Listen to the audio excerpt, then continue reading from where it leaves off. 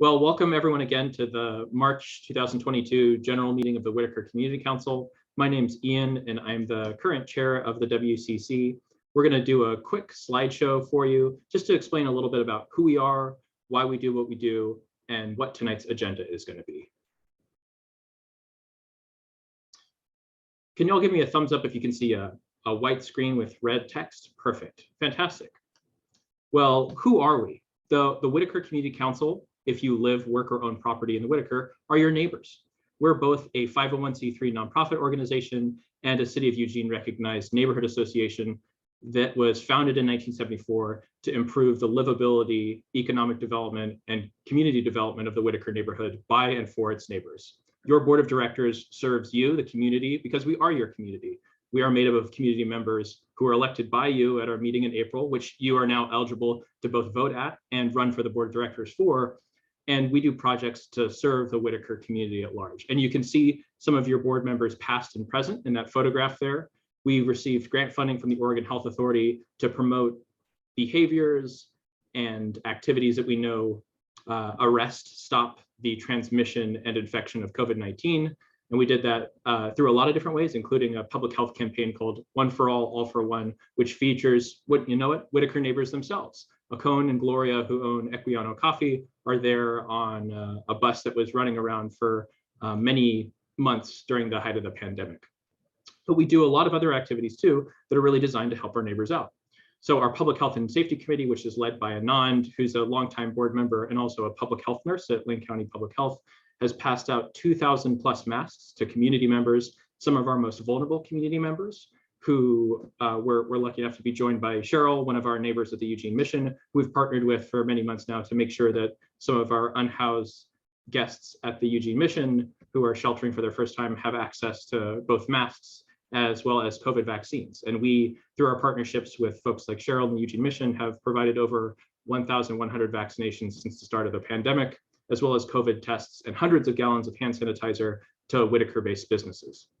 Our Social Justice Committee has also distributed water to some of our most vulnerable neighbors during the height of the summer when we had, I know it seems like a long time ago, but when we had those 110 plus days, we were out in the thick of it, making sure that some of our most vulnerable community members at Washington Jefferson Park were able to hydrate and stay safe. Our Transportation Committee is hard at work as well. We've been passing out these traffic slowing signs. So you might see this cute tortoise covered in snails in front of a lawn near you, as well as our art committee that has provided more than $10,000 in funding to local artists and co-created wonderful art that enriches both the vibrancy of our community and creates a more equitable community through the arts, which we'll talk about in a little bit as well.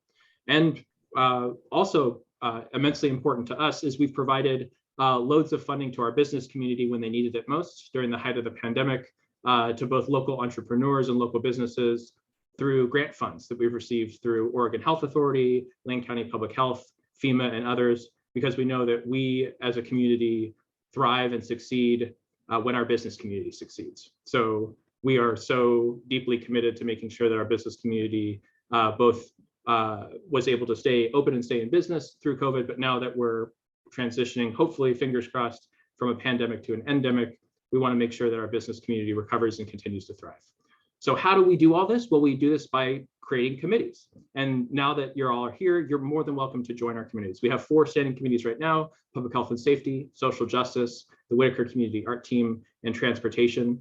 And all of these are open to members of the public, not just folks who live, work, or own property in the Whitaker. And all of them are really dedicated to advancing causes in the Whitaker that improve people's lives. So please get involved. Just by being here tonight, you're showing that you're deeply committed to either learning more, engaging, sharing your thoughts, and we want to make sure that you have an opportunity to co-create the type of community that you want to see. Tonight, we have a wonderful agenda, and we're going to start off with public comment in just a moment. So anyone here is more than welcome to share public comment. I'm going to ask our Vice Chair, Gail. Gail, would you mind just waving to the folks here at home to facilitate the Q&A and the public comment? So I'm going to be in the chat. And after our public comment, we're going to pass it on to our current treasurer, Delinia, as well as our fantastic contract bookkeeper, Andrea, to give us a financial update. And then after that, we're going to have two members, senior staff members from the city of Eugene, provide us with an update on Washington Jefferson Park's demobilization, as well as have a brainstorming session with the community as to what rehabilitation might look like. What does COVID-19 recovery look like in our parks? And then last but certainly not least, we'll talk about the work of the Whitaker Community Council and how y'all can get involved either by voting or running for the board of directors in our upcoming election in April. So with that, I wanted to share just a quick slide for how you can participate during tonight's meeting. And then I promise you won't hear my voice for a long time after that. Claire, our board secretary, Claire, I don't know if you wouldn't mind just waving really quickly to folks, may ask you for your address. So she may actually, hi Claire, thanks so much, might reach out to you in your chat and ask you if you live, work, or own property in the Whitaker, and ask for your address as well. And that's going to be our way to validate that you do indeed live, work, or own in the Whitaker, and that you're both eligible to vote and then run for election in April. Please mute yourself unless you're talking. So just click the mute button, and that's going to make sure that everyone can hear and be heard unless you are talking. And there's a queue to speak, and it's first come, first served, with non-board members, so folks who are not on the board of directors, speaking first. And I'm going to be running the Zoom chat and keeping that queue for the public comment period, with Gail making sure that she's looking for people's hands when you're voicing your interest to participate. So there's a couple of different ways you can voice your interest in participating. You can raise your virtual hand, or you can raise your physical hand. So I'm raising my physical hand, just like Gail is, and then Stephen's raising his virtual hand, and that's using the raise hand function in Zoom. And you can also voice your interest in participating by typing your interest in the Zoom chat. So I'll be looking at the Zoom chat, and I will see if someone says, hey, I want to speak, and I'll be adding you to the queue that way. It looks like we do have some folks who are here calling in on the phone. And so if you're calling on the phone, I'll just ask that you say your name. So I'll pick on Jeff tonight because he's my neighbor. If Jeff was calling in, all that Jeff would say is Jeff, and that would be a signal to Gail that Jeff is interested in being in the queue to speak. So with that, I will make sure that everyone has an opportunity to talk tonight during the public comment period. So with that, I will pass it on to Gail. And if anyone would like to speak, just raise your physical hand, your virtual hand, or let us know in the chat. Gail? Thank you, Ian. I see that Stephen has his hand raised. So Stephen, you'll be first. Go right ahead. We received a mailer today telling us, as a result of redistricting, we will be in a different Senate district and a different House district. And if I read that correctly, our representation will change too. And I wasn't sure of the timing, and I would appreciate at some point if somebody could explain who we're going to be represented by and when that change takes place. And also at the right time, it would be really great if the council could invite our new assembly person or new senator to come and meet the council and tell us about themselves. So that's my suggestion and my request. Sounds great, Stephen. Thanks so much for that. And we might have a new council come April, so make sure to share that feedback no matter who gets elected in April. Sorry about the loud noise. Is this a better volume for everybody? Thumbs up, thumbs down, still too loud.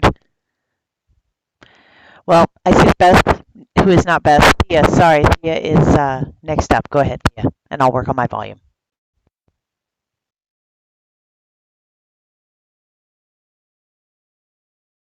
Sorry, my mom uses my computer and I forgot to change it before we got on. There's been a request by some folks who live around Scoburg Gardens to remove the porta potty, and then there has been a request to keep the porta potty.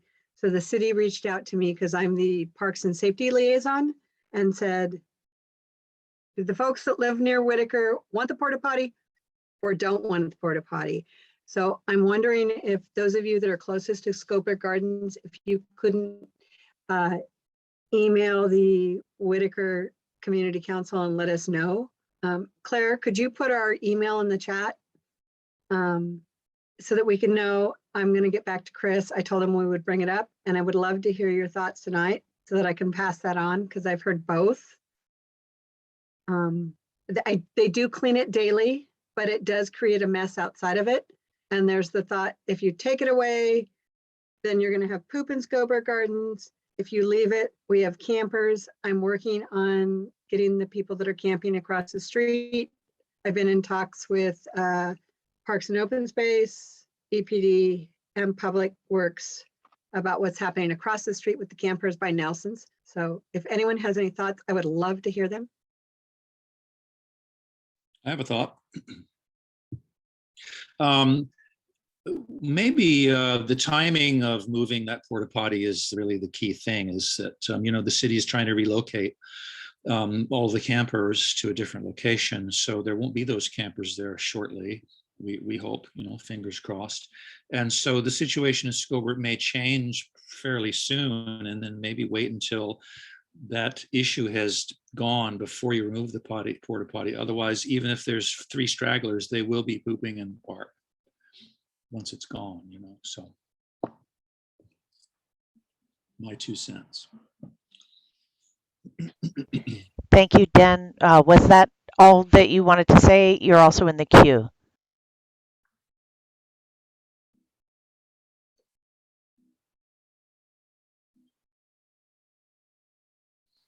Okay, Jane, I see you have your hand raised. Go ahead.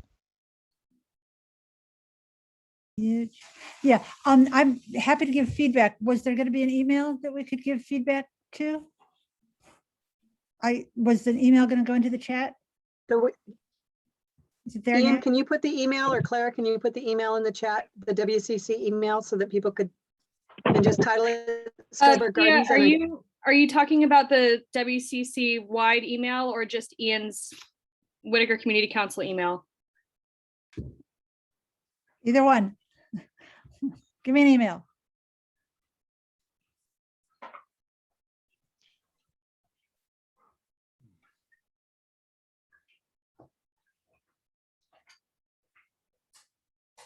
Ian, do you care which email we use? I see that there is an email in the queue, in the chat. So if you open up the chat feature, you should be able to see that. And Travis is up next. Jane, was that your whole comment, or did you have something more? Okay, thank you very much. Go ahead, Travis, you're up next. Hi, yeah, I just wanted to clarify that, was this going to be a Q&A for Matt and Christy? Ian, that's a question for you. Yes, it is. It's designed to be a conversation where we can ask questions of Matt and Christy when they come. We're going to have our financial presentation first with Delinia and Drea. And so before they come, I'll do a preface as well, because I hope that we can both talk as a community about some of the real concerns that we have and questions regarding demobilization, but also talk about some of the potential and promise of how we can rehabilitate our parks, not just Washington, Jefferson, but parks in the Whitaker that really have been in desperate need of additional resources and infrastructure for decades.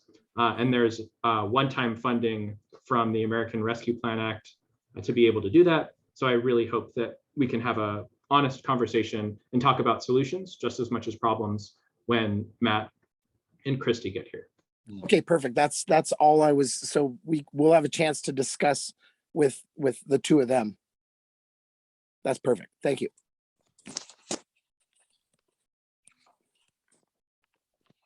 Apologies for the volume issue. Is this a little better, or is it still too loud?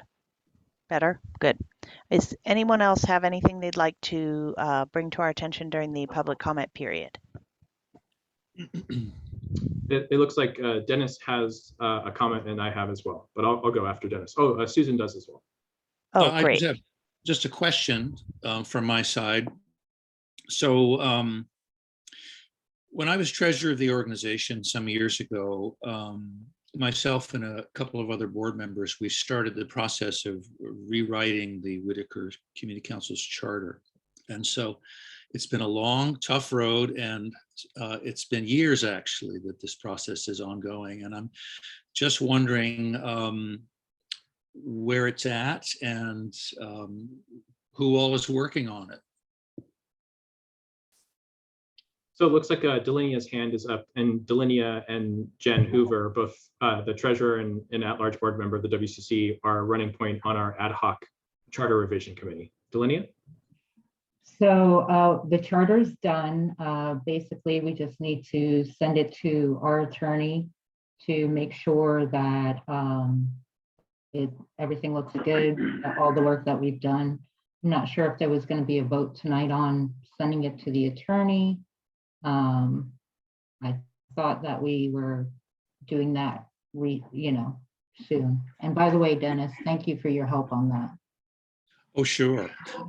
Do you have a committee like, say, like the Transportation Committee and the Social Justice Committee? Do you have a charter revision committee?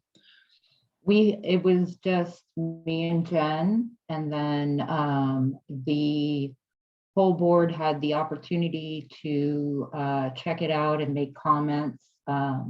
As of right now, I believe there's only been a few comments, a couple of little tiny things that needed to be corrected, mostly spelling. And yeah, but it's ready to go. Okay. Would you mind if I have a look at it?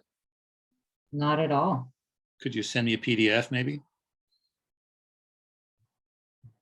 Dennis, I thought I sent you a PDF. You did, Jen, and I thank you for that, but it was an incomplete document. Oh, okay. Yeah, so Okay, I'll look.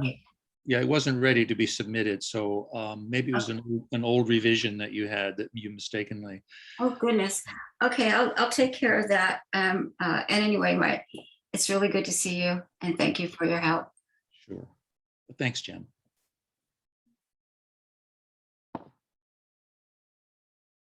Thank you, Dennis. Next up is Susan. Hi. I wanted to let people know that and there may be more presentation about this, but the Whitaker Art Team group has successfully installed the art free wall. And today, unsolicited, a artist went down there and there is art on that wall. I am just stoked beyond belief. And Bain Gardner showed up because he saw a post in my personal Facebook page because I've been taking photos, and he did a fantastically gorgeous piece. Hopefully it'll be there for a while, but it's on the art wall, which is at the end of Washington Street as you go into Skinner's Butte Park. Cool. It was very cool. So thanks. Susan, it was very exciting. I saw it from the freeway, so I was very excited. I was like, anyway, I just happened to go by there to check the wall because it got installed on Tuesday. I wanted to see how it looked after the rain, just kind of check on things, and he was already painting. I was like, I got very excited. So, okay, thanks. Thank you, Susan. That is really exciting. Next up, we're going to hear from Delinia. Delinia, go ahead. Just a quick question. Where was the wall? As you go down Washington Street, it's right where Washington Street stops. There's an area where people are living in those kind of special huts down there. And just as the bike path goes into the column of trees, it's to the left. If you go down that sidewalk, you can't miss the beautiful piece of artwork. Thank you. You're welcome. Thanks, Delinia. Ian, I think you're next. Yep. Just wanted to say thanks so much for everyone who's joining us tonight and taking time out of their evening to participate in the conversation.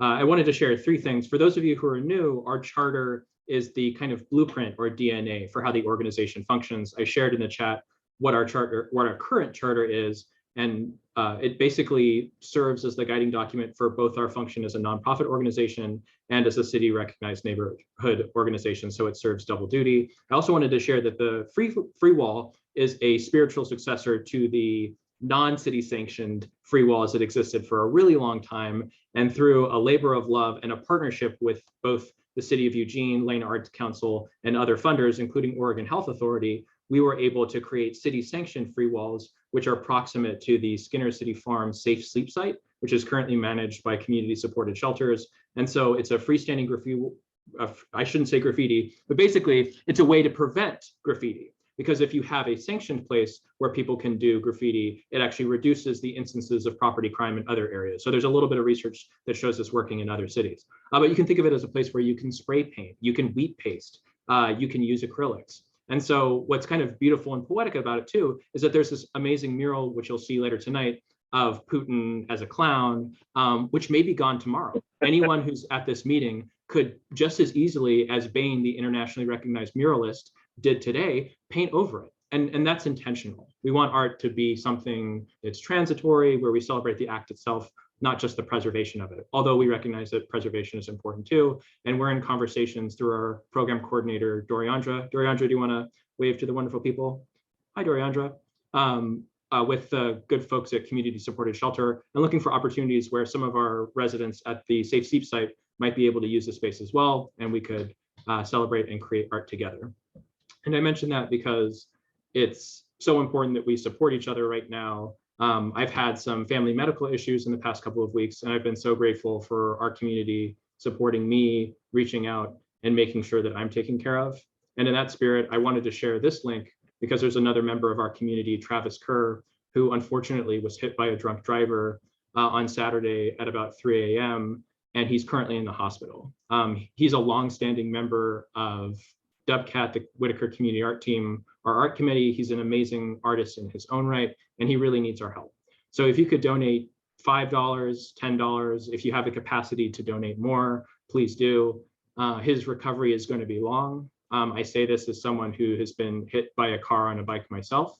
And I know that anything that you could give would make a really big difference in his life. So please, if you have the capacity to do so, please, send your thoughts and prayers, and also share the link with your friends and family members. There's been a tremendous outpouring, as you wouldn't be surprised, from the Whitaker community in support of Travis, because he's such a recognizable person in our community.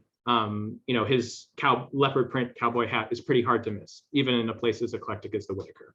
So please, if you can, share the link that I sent in the chat, and I'll share it at the end of the meeting as well. So Gail, is there anyone else who wants to comment during the public comment section of the meeting?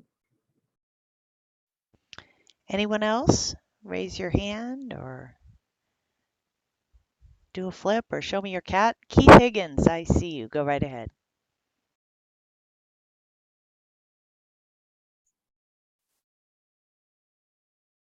Okay.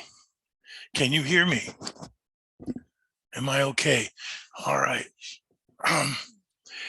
I am from DNA downtown, but I'm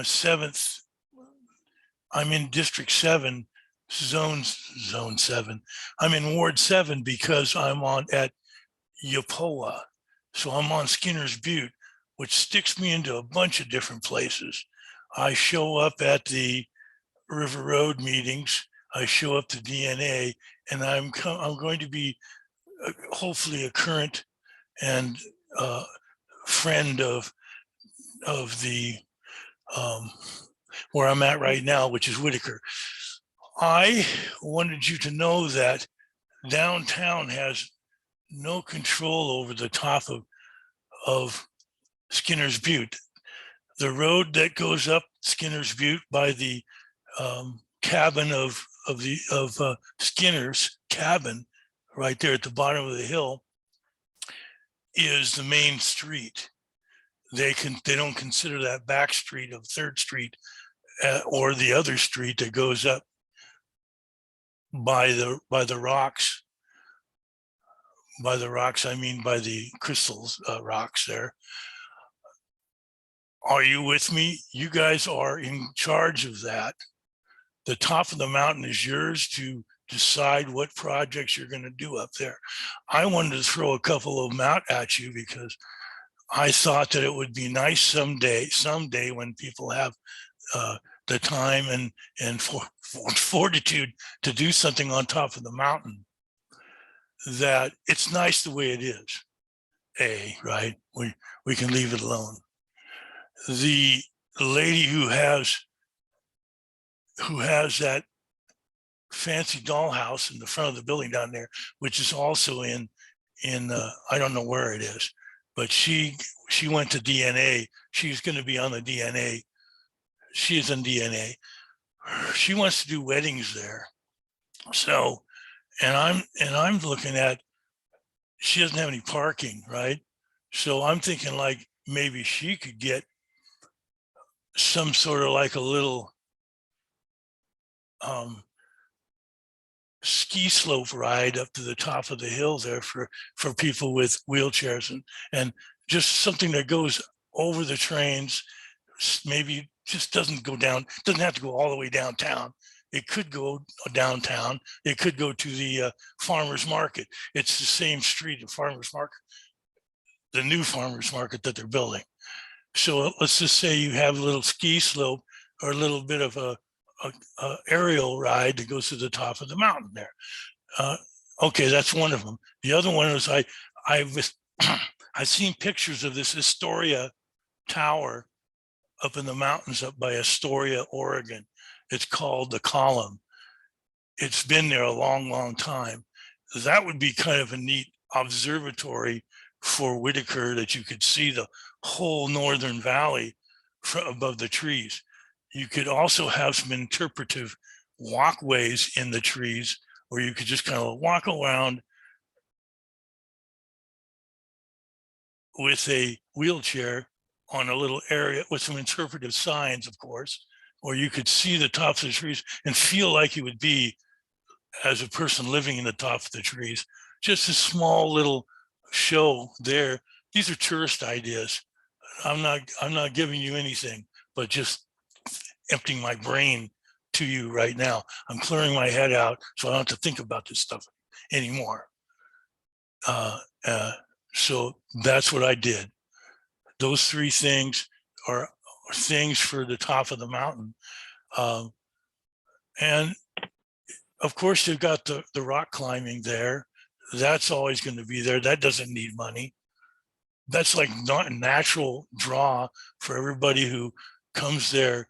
The main street for going up to the top of Skinner's Butte is in Whitaker. So when I talk to anybody over at DNA about it, they say, you got to talk to Whitaker. We can't do anything on that mountain. That's theirs. You're in control. That's all I had to say right now. I'm done. Thank you for listening to me. Thank you very much, Keith.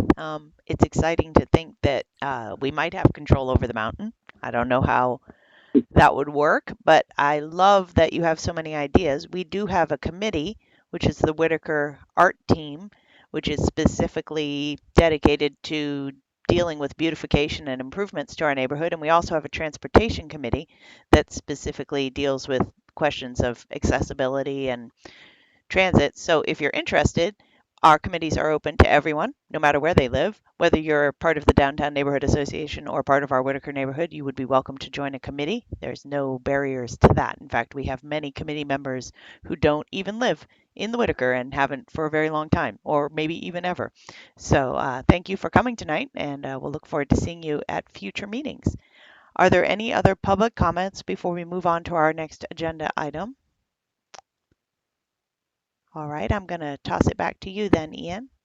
Yeah, thank you so much for everyone who chimed in and had comments that they wish to share with us. And if you weren't able to share tonight, or there's something that you wish to share further, I'll be putting in the chat the Whitaker Community Council email address.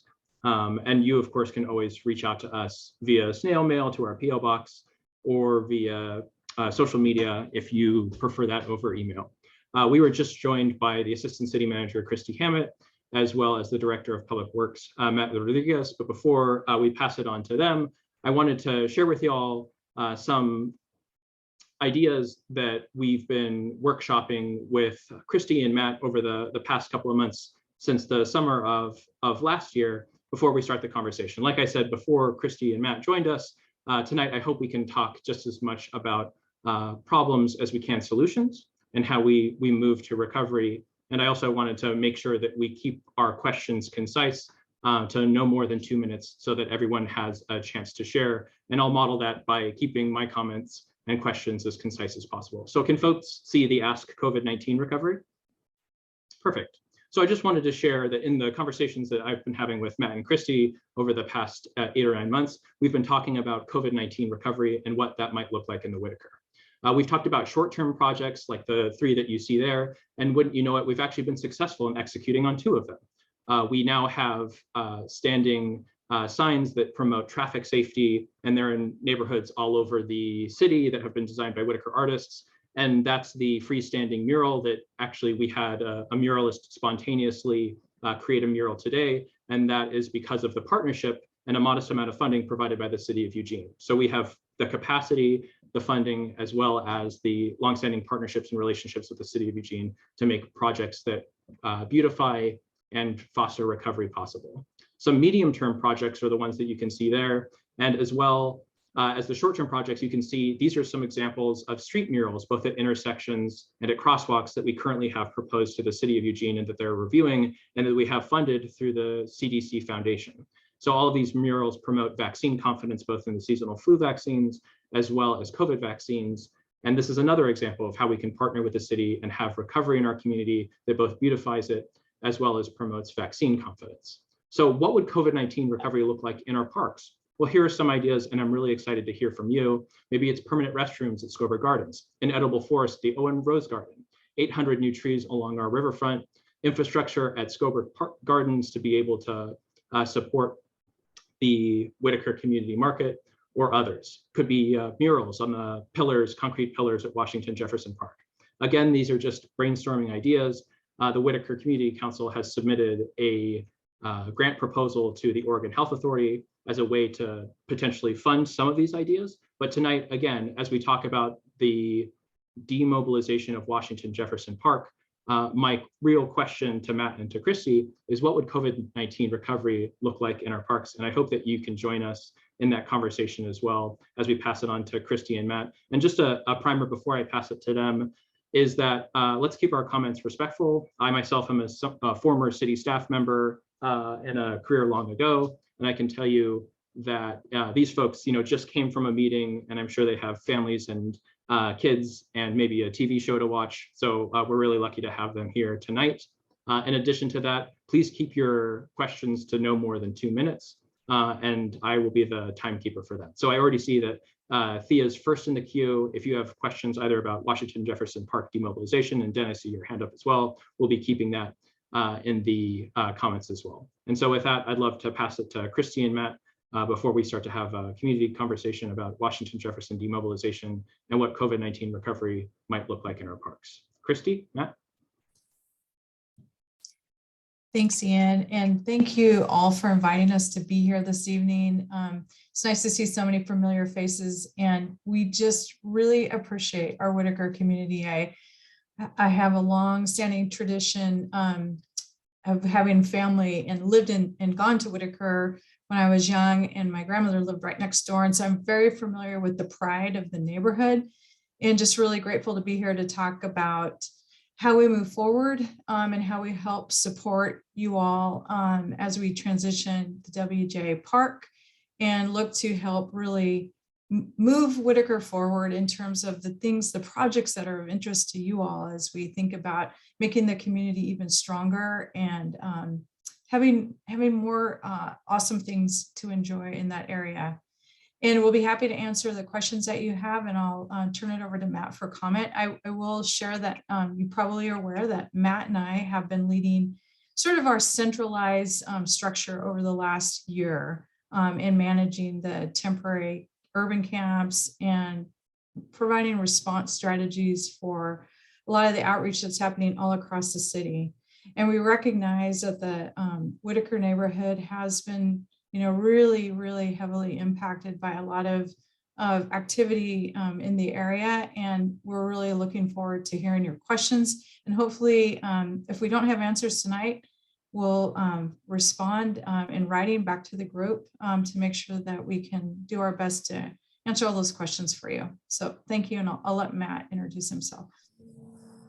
Thanks, Christy. Thanks, Ian. I'm excited to be here as well. Thank you for having us. Ian, I don't know if we have a direct final answer for your question about what does recovery look like in parks, but I think it's a great conversation. I think we realize both the physical and mental health aspects that our park system brings to our community and how important they are in maintaining that. And that is something we've been thinking about, even when realizing there's a lot of trade-offs in the place that we've been the last couple of years with COVID and with the crisis of homelessness that we've had in our community. So thank you for having me, and looking forward to the conversation. Great. Thank you so much again for joining us. And just to remind you folks, I'm going to be a judicious timekeeper to 120 seconds of questions, and then I'll comment if you're going longer. And with that, I will pass it off to Thea, who's our first question tonight. And Dennis, you're on deck after Thea. Thea? Christy and Matt, thank you so much. So that everyone knows, I have been talking with Christy and Matt and Kelly McIver from the city, and Matt has graciously gone on tours through the Whitaker. Kelly and I just drove around today, along with Chief Skinner. And a couple of weeks ago, I sent them 4 questions. And Ian, I don't know if you have those to put up, but if not, I'll just quickly read them. And I asked them, what was the plan for those who do not want to go into the safe sleep sites? I asked them, what was the plan for the many resources that have been provided in Washington Jefferson, such as Thistle, Core, Occupy, all the church services, Burrito Brigade. Where are those resources going to go? Because if they continue to come into WJ, or they go to Scober Gardens or Sladden Park or Maury Jacobs or somewhere else in the neighborhood, we're not going to see change. And many of our businesses and our residents are being affected by some unhoused that are not following the rules. So the other part is, how will homeowners and businesses, because I've been in lots of talks with homeowners and businesses over the last several months on how to handle people that are camping in the public right-of-ways.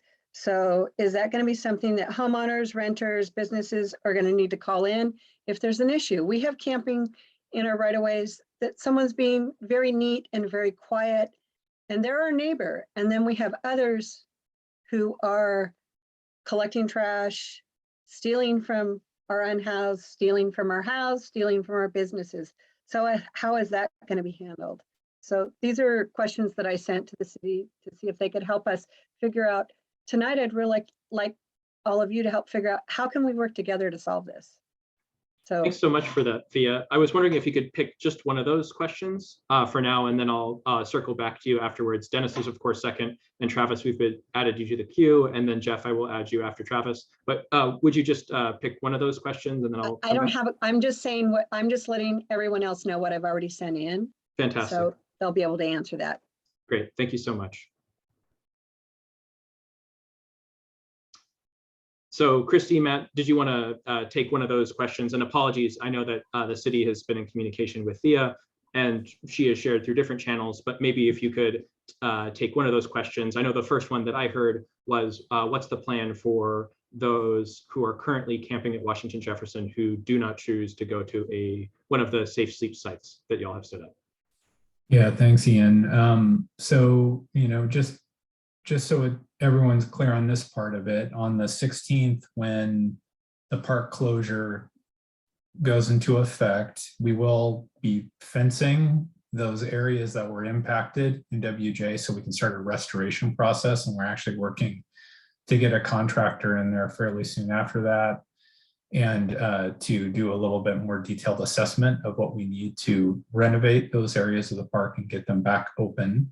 So they will be closed. So anyone that doesn't decide that isn't receptive to the offer to go to 410 will need to leave. If they don't leave, they'll be subject to trespass by EPD. So they will be out of the park.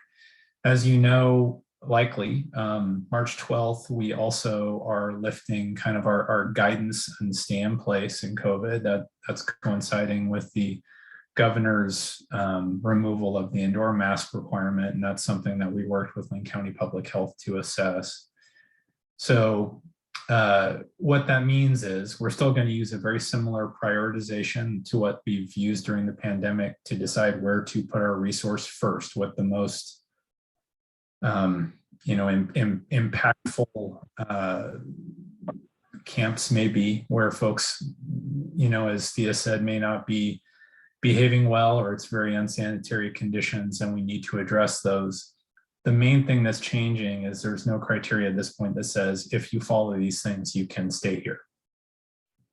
So that's the change. So we're reverting back to our park rules as they apply in the city and our city code as it applies. So the reality is we still do have limited staff resource to address all of the complaints that come in around urban. We use the term urban camping. Not everybody thinks that's the right term, but I'll use it for right now. So it is really important to report concerns that you have through our system. It is really important when you experience threatening behavior to call the Eugene Police Department. If it's not an emergency, call their non-emergency line. If it is an emergency, call 911. So that is all still really important because we're tracking all these things. We have a system we call our maintenance management system that we use for public works, that we use for parking. Every time we get what we call a request for service, when there's a concern that comes in, we are tracking it, we are responding to it, even if it's not always on the timeline that people are hoping for. And lastly, I do want to say that Christy and I have been talking with our team, and Christy kind of talked about it. We've set up what's called an incident command system for the past year, where we're kind of working like we're in what we are, which is a state of emergency, trying not only to create new safe places for people to be that are experiencing homelessness, but to address the impacts of urban camping. So we are working the best we can to respond as quickly as we can, but we also are working with the team, especially in light of this transition in WJ, to have extra emphasis on the Whitaker community, because we know that you've been living with a lot of impacts. Know that you're a very compassionate community, and we also know you've had a lot of impacts from urban camping. So, thank you so much, Matt. And Christy, please feel free to cut me off if you ever want to add more to Matt. And Matt, same to you. If Christy's speaking and is sharing and you have more to add, please feel free to cut me off. Next up is Dennis, and Travis, you're on deck. Dennis?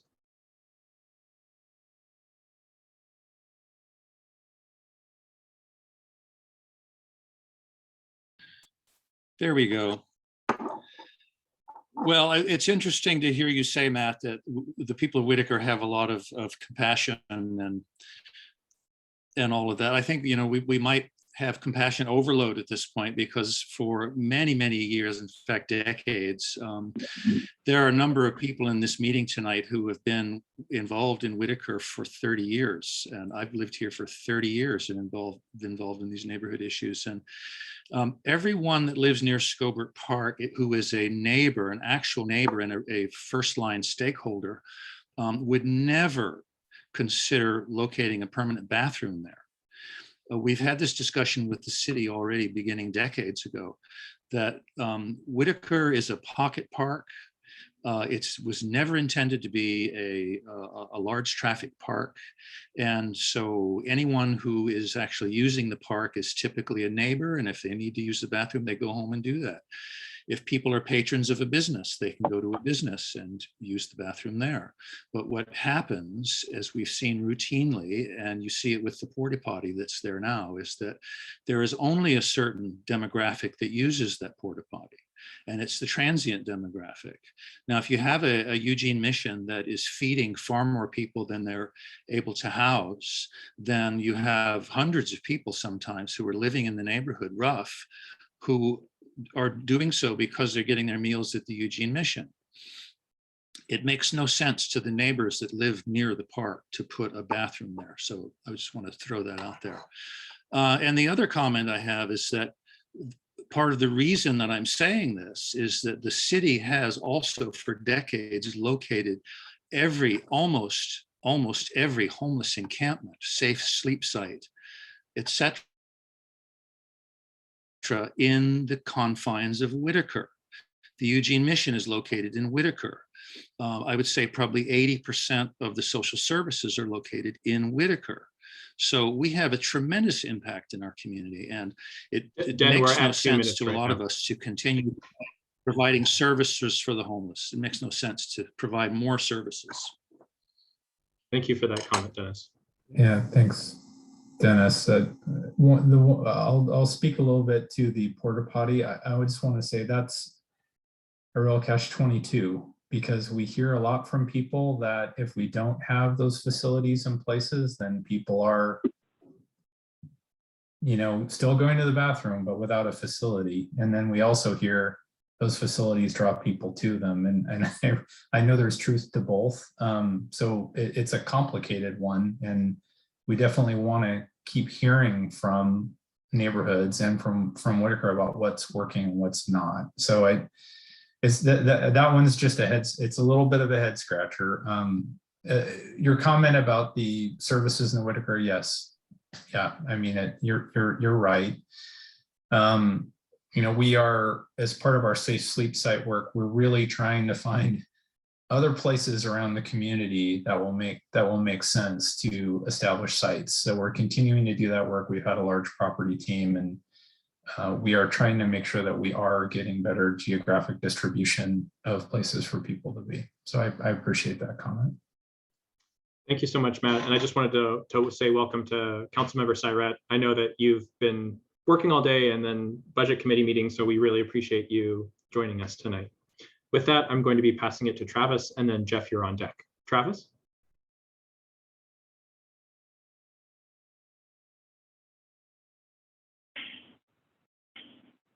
Travis, are you able to unmute?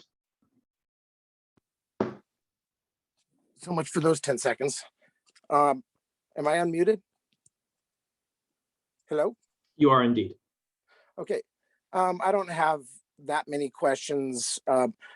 My primary question, I guess, because I feel like it might be the most important for Christy and Matt, is not only are you familiar with the Whitaker plan, because I'm sure you're familiar that it exists, but have you read it?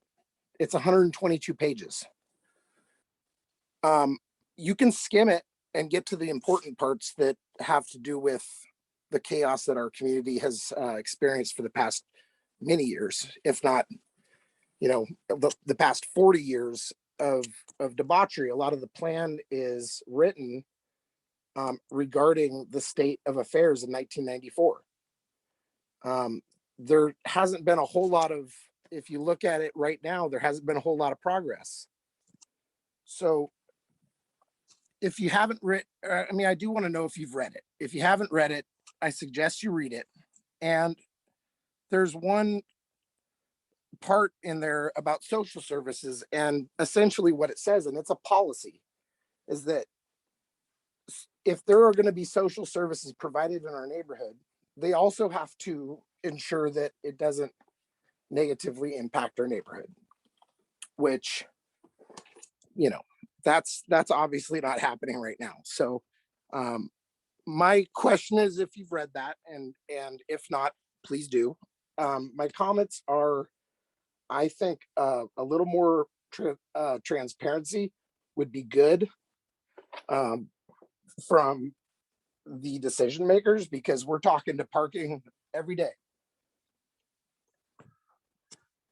Parking, public works, the cleanup crews, all the workers that are following basically your orders. And they can't really give us the next day's news because it's constantly changing. And Travis, we're at 2 minutes right now. Thank you so much for your comments, and we're going to pass it on to Matt and Christy. And for those of us, or for those of you who are just joining, we're keeping our comments to 2 minutes for Matt, the Director of Public Works, and Christy, the Assistant City Manager. Thank you so much, Travis. Matt, Christy? Travis, thank you so much for pointing out the report. I have not read the full report, and I will definitely go back and do that. Appreciate that information.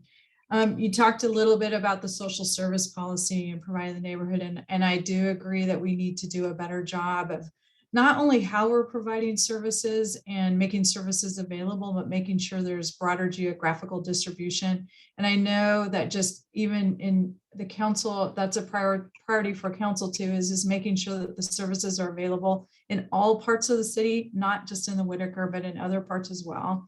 One of the gaps that we have right now is that social service providers are really strained. The whole system is strained, and being able to provide enough services in any area of the city is really complicated right now in terms of addressing the issues that we face. And so that's front and center for Matt and I in particular, as we think about not only what we're doing today, but how we pivot, and transition from these different strategies that we have into more sustainable strategies. So that I appreciate you bringing that up.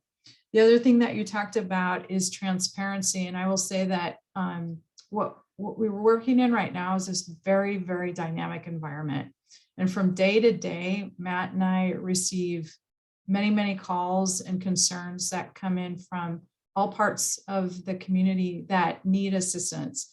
And so we're doing our best with our team to triage the response that's needed on a particular day based upon public health and public safety.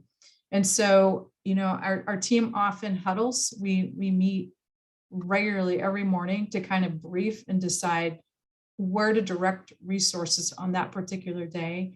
And we're really open to hearing your thoughts if there's something that we could be doing better to support the Whitaker community as we're thinking about distribution of those resources.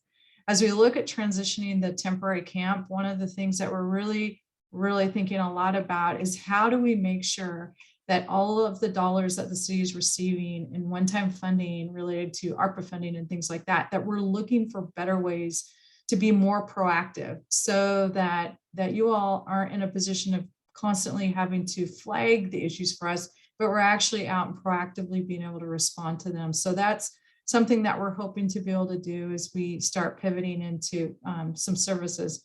One of the things that we've added is our neighborhood service officers. We added 4 folks to do that work. It's a pilot program, but we're getting some really good feedback and it's been extremely helpful. We're hoping that team can eventually help support tent camping and things like that pop up in different areas. And we're also wanting to continue to collaborate with the outreach teams, working really closely with Lane County right now to figure out how we can grow the services that are available. But we also want to make sure that we're having plenty of connection points to help people move on from where they are to better situations, to safer situations for them and for the community in general. So anyway, I want to say no, I had not read the report, but I definitely will do that. And I appreciate you pointing that out. Travis, I'll just add that I did review the Whitaker plan when I was the traffic engineer a few years back, but I have not looked at it for a couple of years. So I appreciate that. And that's something I'll go back and review. Thank you, Travis. Thank you, Christy. Thank you, Matt. And thank you for those who are patiently waiting for your turn to speak. We have Jeff up next, followed by Derek, Jerry, and Waltz. And for those of you who are board members, if a member of the public asks to speak, they will supersede us in the queue. Jeff? Hi, everyone, and thank you so much for attending this meeting. I live in the Whitaker and I operate a business in the Whitaker. I live in the same neighborhood where my employees live. I'm really proud of that. I'm 25 employees at our company, and probably about half of them actually live in the Whitaker neighborhood. We are an employer.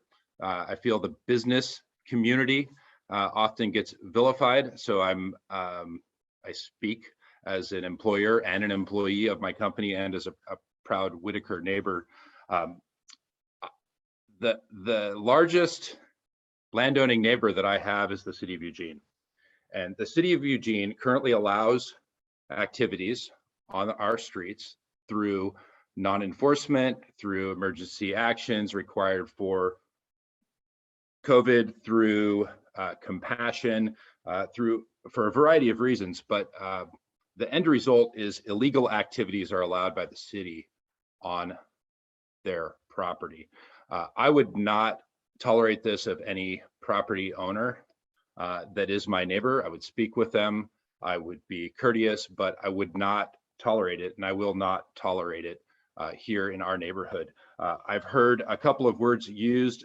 Matt and Christy, you said the Whitaker experience is a large impact or a significant impact from the, we're talking homeless or camping. I'm going to say illegal activities. Illegal activities are allowed on our streets, and we in the Whitaker experience a disproportionate impact of these illegal activities from any other neighborhood in the city. And I would like that word to be used a lot more consistently. And I would like the city of Eugene to follow its own laws. And I would like the resources allocated quickly to take care of the illegal activities that are happening on our streets. Thank you very much, Matt and Christy. Thank you both for being here.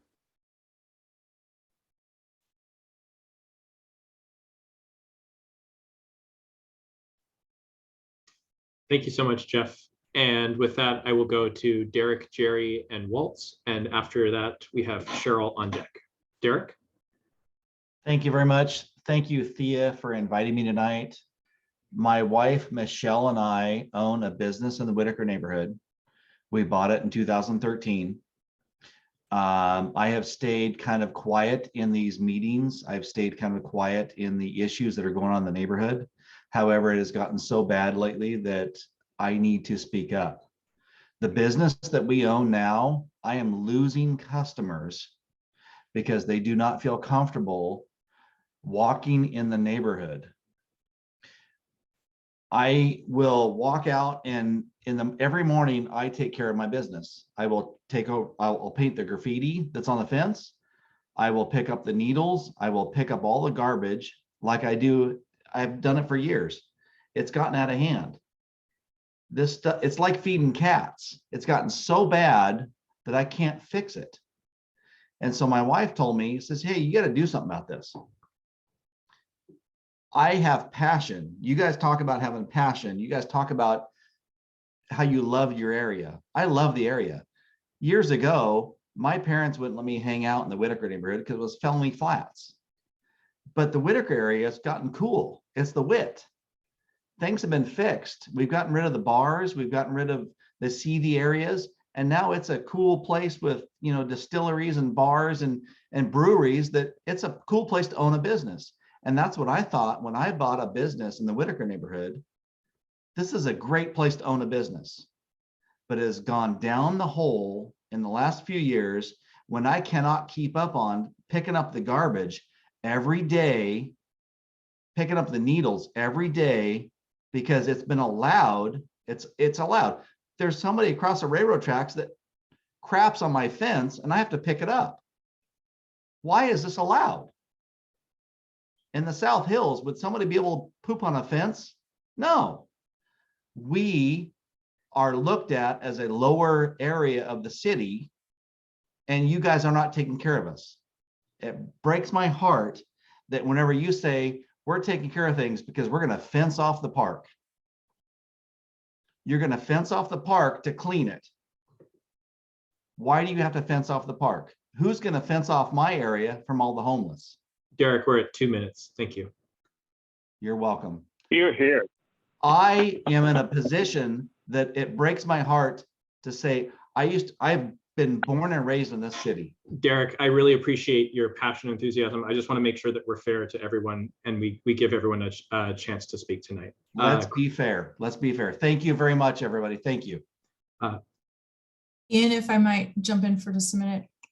Derek, I have had the good fortune of getting a chance to talk to a lot of different business owners and really thankful for the relationship that we have with Brittany Cook Warner and the Chamber and the support that they're providing to businesses and also helping us stay informed of the impact. We need to do better in the Whitaker area, and we need to be able to provide and deliver more consistent services and understand how to better support businesses as well as all of the folks that are living in that area. And I have a great deal of pride in the Whitaker. And when I hear you talk about it is a cool and hip place, and it needs to be a safe place, a place where people want to do business and they want to go out and they feel safe doing so. And our hope is that we continue to align our resources to better support those needs. One of the things that was established last year, and Brittany Kirk Warner and some staff from the city as well as businesses are looking at how do we create some workforce partnerships and some things that could actually help businesses in terms of those cleanup pieces that you all are experiencing every day. We recognize that there's an impact and a cost to businesses in doing what you have to do every day to stay ahead of this problem. And we want to help support, we want to understand, and we want to keep working on it together. Our goal is that as we start shifting things in this area and hopefully being able to provide more capacity to help people transition to and services to help them move through the system better, that this problem that'll be one solution, but the other solution needs to be is understanding the business needs and how we continue to sit at the table with our businesses to make sure that we help support you to the greatest extent that we can with the services. And I think one of the ways that we can do that better is actually more proactive engagement within the neighborhood. And so that's what Matt and I spent a lot of time talking about, is how can we get in front of the issue. And right now we're spending so many resources on a day-to-day basis, just simply responding and not being able to get out ahead of it. And so we're looking at adding resources to be able to do that. But I really appreciate your comments, and I'm really sorry about the experiences that you're having. Thank you so much, Derek. And thank you so much, Christy. Cheryl, I really appreciate how patient you've been. You're up next. And then after you, we have Caitlin. Cheryl? Okay, I'm going to do this quickly. This is not a resource issue. These are isolated individuals that need to engage in behavioral address. The resources are being dumped, millions of dollars are being wasted on things that are not addressing a chronic situation. Christy and Matt, I appreciate you being here, but we keep describing it like it's a crisis, like it's a situational occurrence. This is chronic and needs long-term wraparound services. No entity, whether it's a church, a charity, a benefit, etc., should be hyper-resourcing sites that are trapping people in behavioral, backwards, non-integrative behaviors. We need to get the community behind stopping resourcing of sites that don't allow people to move forward, because these actually make it harder for the courageous individuals that are working on addressing substance abuse, that are working on mental illness. And please help me get folks to come down to the Eugene Mission. We take no government dollars, and we are doing the transformative work. It is not complex. We need to do more of what works and less of what doesn't work. And I can tell you, these stopgap measures are making it worse, and we are wasting millions of dollars. We have to stop, and it is trapping the Whitaker neighborhood in a decline. We, the mission, own up to mistakes we've made in the past regarding, to Den's point, resourcing that just had people camping around and not doing the hard work, the courageous work of addressing brokenness and other barriers. We stopped doing that, and it made all the difference. We need to show the community that this is what we need to do as a community, and it makes a huge difference. And I wish I could have 2 hours, not 2 minutes. And I thank you for keeping it to 2 minutes, Cheryl, and your steadfast commitment to both our business community, our unhoused residents, the Whitaker Community Council, and your fellow neighbors. We really appreciate your partnership and ongoing support. Christy, Matt, I'll give you an opportunity to respond if you'd like. Otherwise, we'll go to Caitlin next, and then Councilmember Syra. I just want to say a quick thank you to Cheryl for her comments and her insights. Happy to spend 2 hours with you and hear more about what you think we could be doing differently. I appreciate that. Thank you, Christy. And thank you so much, Cheryl. We're on to Caitlin next. Thanks, Ian. Just a quick question for Matt specifically. Had an email exchange with Kelly MacGyver recently, and you were copied on it. Was discussing with Kelly the fact that I've reported a camp, specifically the camp at Scobert Gardens. I own a home nearby and walk by daily. I'm frequently verbally harassed. I don't feel safe walking past that camp unless I have my very large dog and a large can of pepper spray in my pocket. And Kelly MacGyver, with you copied on the email, told me he was sorry he could not commit to a timely response for unsafe situations. And I'd like to know if I'd really like to know what is timely. What can residents expect when we report unsafe, unsanitary behavior? I step over needles and feces there regularly. I'll tell you the porta potties don't keep the feces out of the sidewalk or out of the street or out of the park. I'm tired of it, and I'm tired of the city responding with fairly empty apologies and this hands in the air. We don't have enough resources and we won't commit to any timeline for you. So I'd like to ask you, with other people on the line, what are you willing to commit to? Because it's enough is enough, frankly. Thanks, Kate. I'm sorry you're experiencing that.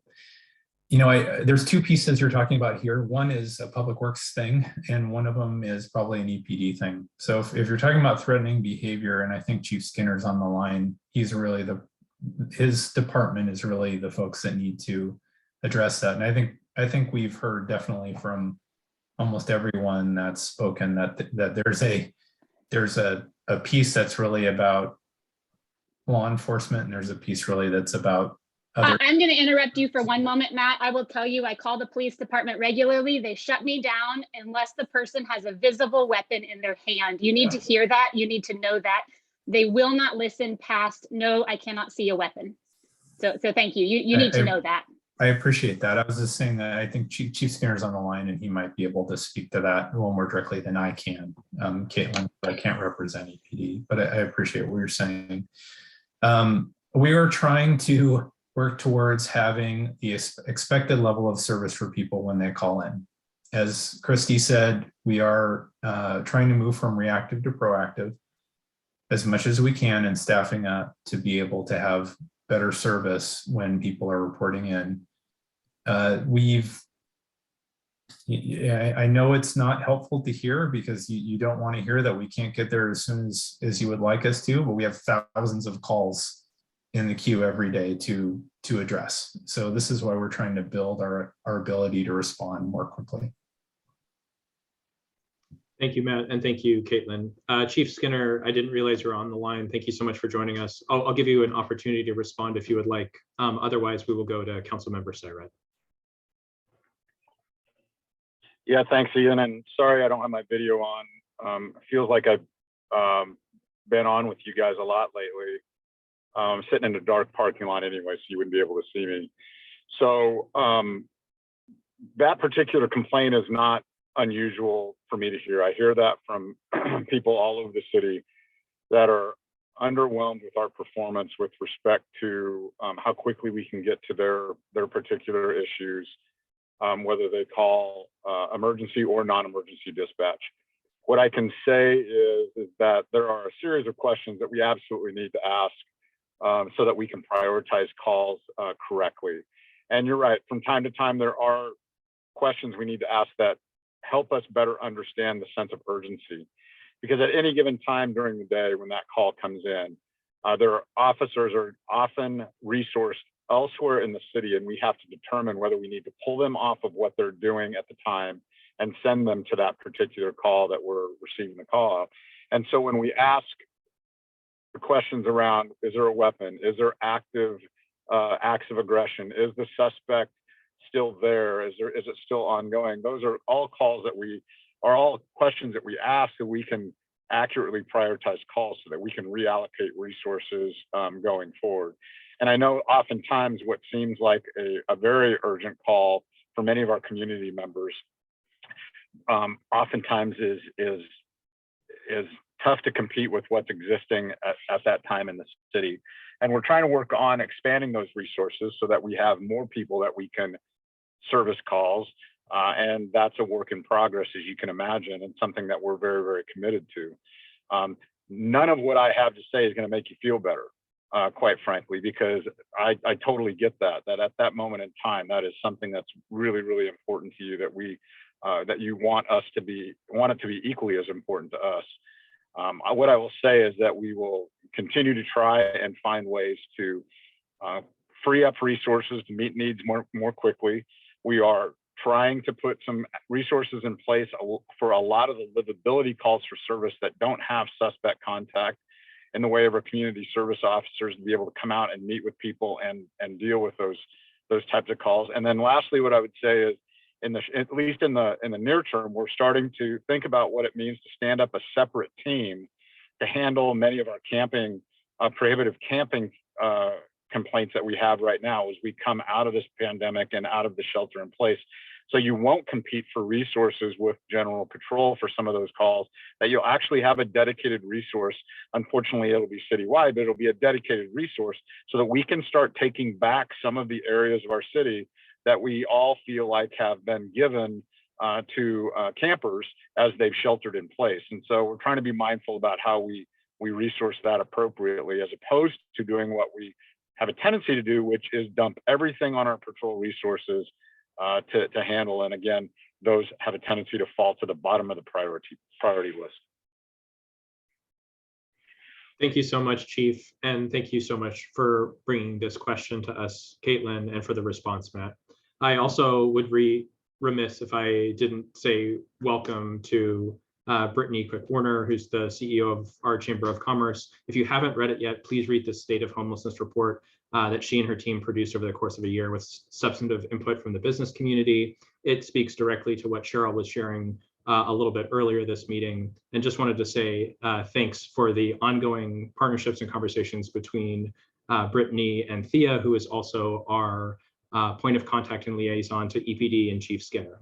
Thea regularly meets with the chief and liaises between our business community as well as service providers such as Cheryl and the chief to ensure that our community's concerns are addressed and heard. And speaking of being heard, we're starting to run out of time. So with that, I wanted to pass it to Council Member Syret, who's next in the queue. And just a heads up to board members, we might not get to us tonight, but thankfully we'll be able to get to a lot of community members. Council Member Syret. Thank you, Ian. I'll try to stick with the 2 minutes. It's obvious we need both acute, immediate responses and long-term solutions. I completely agree, and have stated numerous times at council and in meetings with staff that our neighborhood suffers, and I live in the neighborhood, suffers a disproportionate impact from homeless campers and people committing crimes, and we are entitled to expect that we receive resources proportionate to that impact. I do feel the need to counter Cheryl's evaluation that we are wasting resources by providing safe sleep sites, which do connect people with services. And I recognize that your organization takes a different approach and doesn't take any public dollars, but I don't think that negates the approach that our service providers we are working with means that those people are not sleeping on our sidewalks or parks. They are being connected to services, and they are being given the opportunity to connect with permanent housing.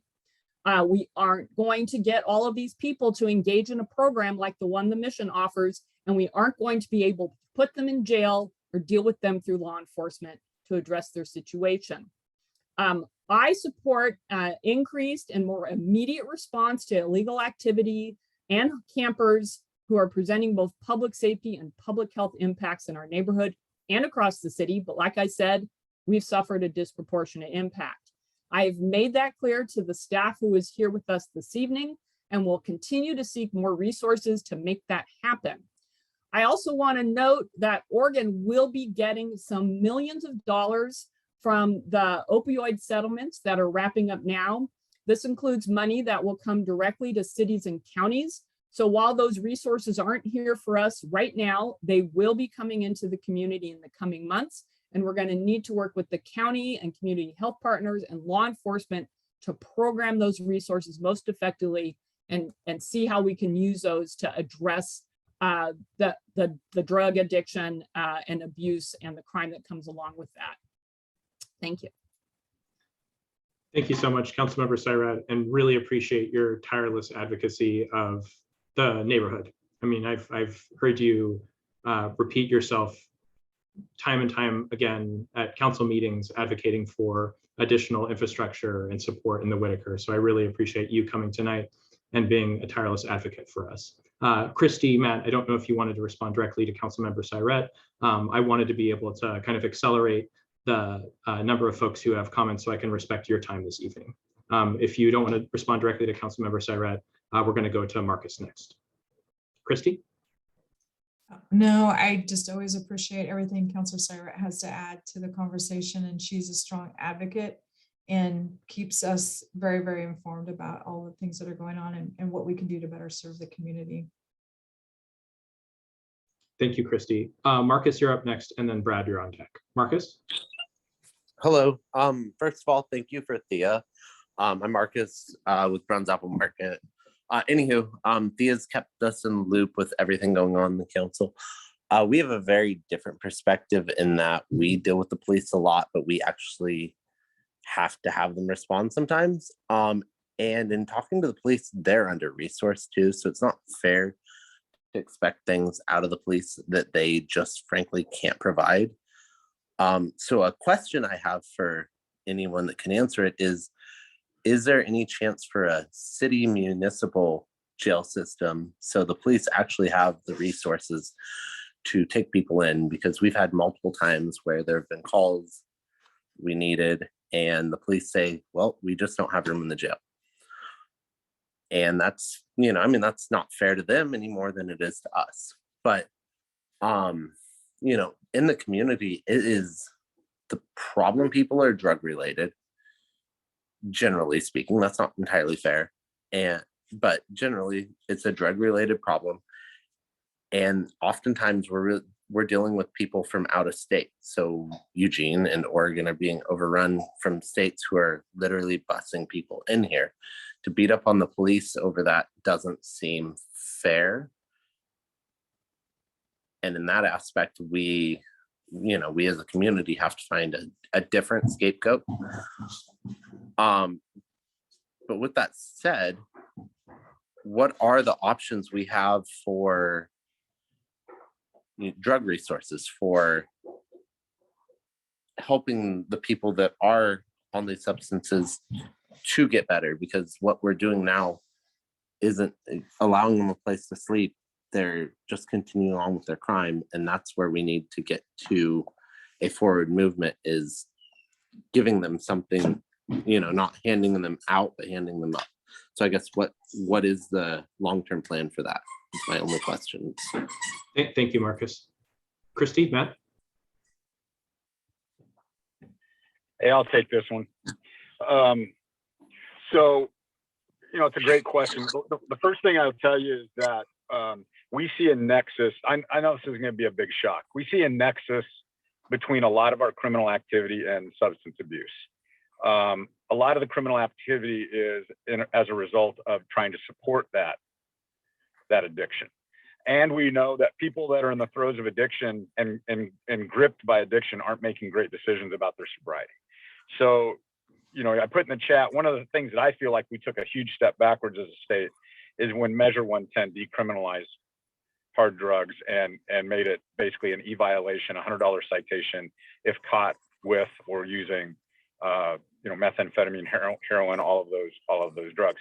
Now, having said that, we have not had an overly effective way to prosecute those crimes at our district attorney level. They are inundated with other high-level crimes and have chosen largely not to prosecute simple drug crimes. And so we haven't seen a lot of prosecution on that. But I think it's looking at Measure 110 and whether or not the intended outcomes are being actually achieved, I think is a different conversation, but an important one for us as a community and a state to look at. As far as jail beds are concerned, it's a part of the criminal justice system that's important. I always say, you know what, jail should be for those people we're afraid of, not the ones we're mad at. And so the right people need to be in jail. We also need a crisis center that we can take people to instead of jail that are suffering from mental illness and engaging behavior as a result of their mental illness. There are many people that are engaging in behavior that are not suffering from significant mental illness that is driving that behavior. And so when you think about the number of jail beds we have for our system, it's unusually low for this size of a jurisdiction. And we're constantly working with Lane County and our partners in Springfield to figure out a way to get more jail beds for our municipal court to have that as an option. And so while we don't have a long-term solution for that, just know that we are 100% engaged in having very robust dialogue about more jail beds here. Do we contract out of county and start transporting people? What do we do to be able to create a part of our community justice system that we know is sorely lacking. So that is front of mind for us. And I wish I had a solution, but just know that we're really leaning in on that conversation. Thank you so much, Chief. And thank you so much for the question as well. Right now, because we're running so tight on time, I'm going to ask that our next 4 speakers keep their question to a minute or less. And Brad, because we're friends, I know that you're going to take me seriously when I say I'm going to keep you at a minute. So Brad, you're up next, and then Delinia, you're on deck. Brad? We can do this in a minute. This is for Matt, and everyone's giving you really hard things. So I'm going to give you 2 things really easy for you to solve. You can actually just win this one, no problem. At the start of the pandemic, the city closed the bathroom at the end of North Polk. And then it put a porta potty there. The porta potty is a literal, pardon my French, shit show. It's always got feces outside it, garbage outside it. And because a few years ago, you changed the drainage on North Polk so the bike path stays flooded, yeah, it's not great. It's like an open tube. So please remove that porta potty and just unlock the bathroom at night. Don't waste staff time locking and unlocking it. Leave it unlocked. And while we're on that drainage thing, you raised the gravel part of North Polk and took out, before you did, Sarah Maderi, when you're under her leadership, took out the drainage ditch. So the bike path on North Polk is flooded half the year. You can remove that extra gravel. Also, the way it was done last year create a situation where people see that as a place to park on the bike path now. So those are easy. You can fix those. You can remove that extra gravel, make the bike path higher than the road, remove the porta potty, all win. And while you're at it, can we ever get our 20-mile-per-hour signs over here? It's ridiculous. Thank you. Thank you so much, Brad. I appreciate your comments. Next, we have Delinia, unless Matt wanted to respond directly to Brad. No, I just wanted to thank Brad for the comments. I'll talk to our Parks and Open Space staff about that. I was not familiar with that specific concern with drainage, Brad, or the bathroom, so thank you. Thank you so much, Matt. Delinia? So for Matt and Christy, thank you for being here. Real quick, you talk about being proactive. Stop waiting for the calls. You know where the problems are. Come to the Whitaker every day until our problems are solved. Drive around, get them mobilized, move them. Because one of the problems that we're having now, and we're already seeing it, is that you're going to close that little piece of the park. Guess what? They're going everywhere else. They're already under the other side of the bridge, and the park isn't even closed yet. So why not, instead of waiting for those calls to come in, drive around the neighborhood and start moving them around? You want to be proactive? That's the proactive way. For any other city officials here, stop making brick and mortars. Put your make a mobile resource center. That's what you need. Go to the people. Half of these people don't want to move their stuff because they can't get it on the bus. They can't get to those appointments. Make appointments and go to them. We're, in the 21st century, we can definitely get like a van with a computer in it, and you can get their social services put right there. Thank you. Thank you so much for that.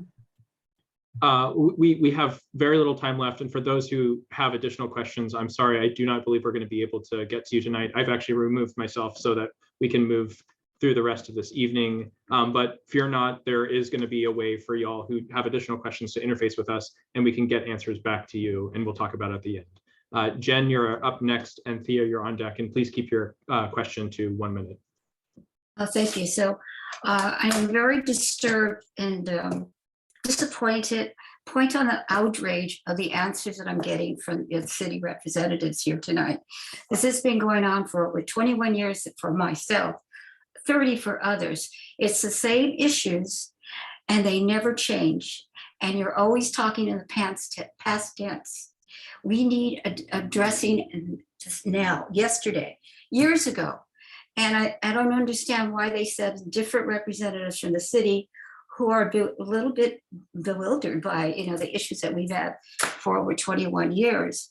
I think that if you don't hear tonight and come back without any kind of commitment, we will feel that we are just being ignored, and we have fended for ourselves. with the grace of the volunteer work that's done, they get the job done. And I think the city just assumes that volunteers are going to take care of it and we're just going to survive.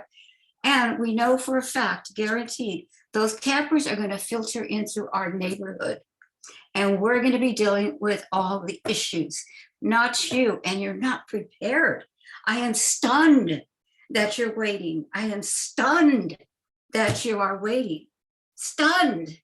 And your answers are so disappointing. I thought you'd come with some grit tonight.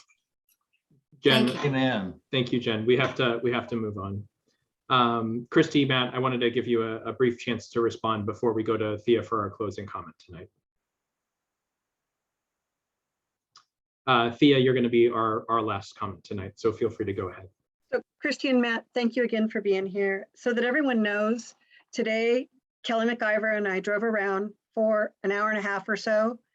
I showed him all our hot spots in the neighborhood. And he's sharing this with Christy and Matt. These are the spots where people literally camp. They move across the street. Kelly and I are working together. Christy and Matt, I would like to have a little bit more closely working relationship with you as well. I have been knocking on doors for the last 2 weeks solid and making phone calls. And I am getting tons and tons of calls from businesses. So I want to figure out how we can work together and as a neighborhood, because it's gonna take time. This has been going on for years. It's getting really ugly. And when you shut the door in 4 days, it's gonna get even uglier in our neighborhood. So if we have to call EPD, or I do know that Kelly is working on a plan with Jeff and I think Brittany for numbers for us to call as businesses. I do know that everyone on here, if you do not have a no trespass with the city for your planter strip, you need to do that right now. Tomorrow you call up and you get your no trespass with the city.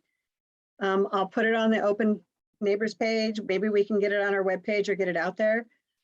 And then I guess my question would be, should we call this in regularly? Because what happens is we call it in and then it goes down on Chief Skinner's list because we've had so many calls in.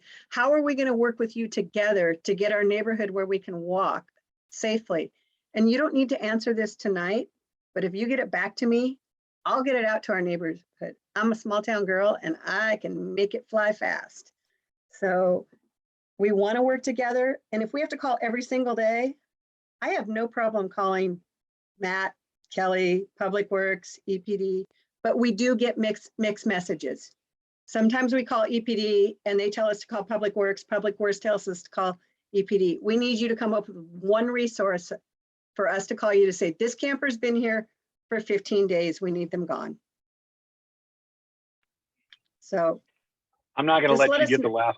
I'm not going to let you get the last word in. Thea, Okay, you know that. Chief, just let us know how we're going to get Stephen, AKA Jesus, off the tracks. Yeah. So here's the deal. Here's what we've got to figure out is because at least in the early stages of this, what I don't want to do is I don't want us calling non-emergency dispatch and flooding dispatch, because what happens is those calls get put on an already busy call string and fall to the bottom, just like you're experiencing now. So we know we need to be in this game. And so we're thinking about how we build a resource outside of our patrol resource. And we need to think about how we access that resource, maybe through the MMS system that Matt was talking about, so that this group of officers can just start picking these off and start going and that's all they're going to do. They're not going to be tethered to the calls for service citywide. They'll be tethered to just prohibited camping calls citywide. And so they'll just be rolling around and dealing with camping issues. And that's kind of part of what we need to get in this game. And so we're trying to build that right now. So I'm hopeful that as we get the shelter in order kind of lifted and things are being decommissioned at WJ and other areas, is that we build that resource that is dedicated just to this work, and a way to get to that resource without the same old bureaucracy you have to go through by calling dispatch. Thank you so much, Chief. I wanted to give an opportunity for Matt or Christy to share some last thoughts before we wrap things up and move to our next agenda item. Christy, Matt? Thanks, Ian. I just wanted to say, we hear you. We hear you. I know our response has not been what you want it to be. And what we're working on together in this unified command structure we have at the city is to move our effort into better impact. Because I'll tell you, it's not lack of effort on the part of the city teams. They are out every day hosting camps, cleaning up camps, and doing this work. So we hear you, it's not enough. And we do know, and I appreciate Jeff pointing out that the right language, because it's important, that you are disproportionately impacted, absolutely. And we hear that. Chief Skinner and Christy and I are meeting regularly. We're working on a different way to address this problem with a focus on the Whitaker. So thank you. We really appreciate you having us here tonight.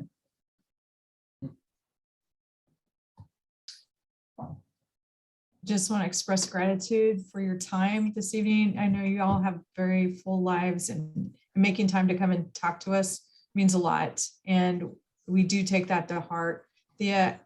I would like to do a tour with you also, like you did with Kelly today, and learn more from you directly, what we could do to better support the community. And we'll just continue to stay connected and work together to make things better. Thank you so much, Christy, and thank you so much, Matt and Chief Skinner, for coming tonight. For those of you who are frustrated, I at times am very frustrated as well. I just want to highlight, Christy, Matt, Chief Skinner, they did not have to come tonight. They did in no small part because of Thea and from other community members who have made longstanding relationships with our city officials, our council members, our business community members, and we're working towards solutions together. I can talk from my own personal experience. Matt and Christy have been committed to me to be able to support the projects that we talked about before. Like fundamentally, we wouldn't be at a place where we can have real progress on some of the things which are going to help our community recover. They're overdue, certainly, but they're showing up. They're showing up far beyond work hours, and they, in my experience, care a lot. And I'm just so reassured by the fact that you've chosen to come tonight. You're going to follow up with Thea, and thank you so much for the candid conversation and for everyone being able to civilly disagree. I wish this type of discourse could be replicated outside of a Zoom meeting, and I'm really hopeful for the opportunity for us to have hybrid meetings, COVID willing, so we can have this type of conversation and exchange in person as well as online in the future. So Christy, Matt, Chief Skinner, you certainly don't have to leave if you don't want to. Believe it or not, our next conversation on finance is actually riveting because we have a fantastic treasurer and a fantastic contract bookkeeper. So feel free to stay if you'd like. And just thank you again, business community members, Brittany from the Chamber, Cheryl from the Eugene Mission, Chief Skinner, Christy, Matt, Councilmember Saret, for joining us tonight. And I'm so thrilled to be able to share this conversation with members of the community who weren't able to be here tonight. The last thing I wanted to say before I pass it off to Drea and to Delinia is please email the Whitaker Community Council at gmail.com email address for additional questions that you wanted to ask but didn't have answered. We will work really hard to make sure that those comments and questions are passed on to the folks who shared tonight, and we can get answers back to you. And with that, I wanted to pass it to Delinia and pass it to Drea.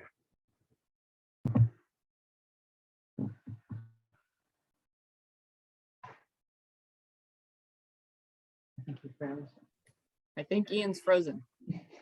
Oh, sorry. Can you all still hear me?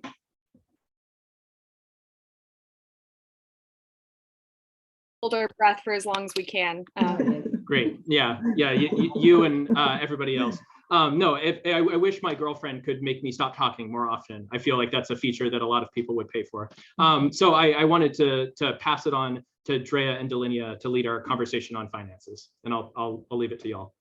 You can start putting the well, first of all, I just wanted to say a couple of thank yous.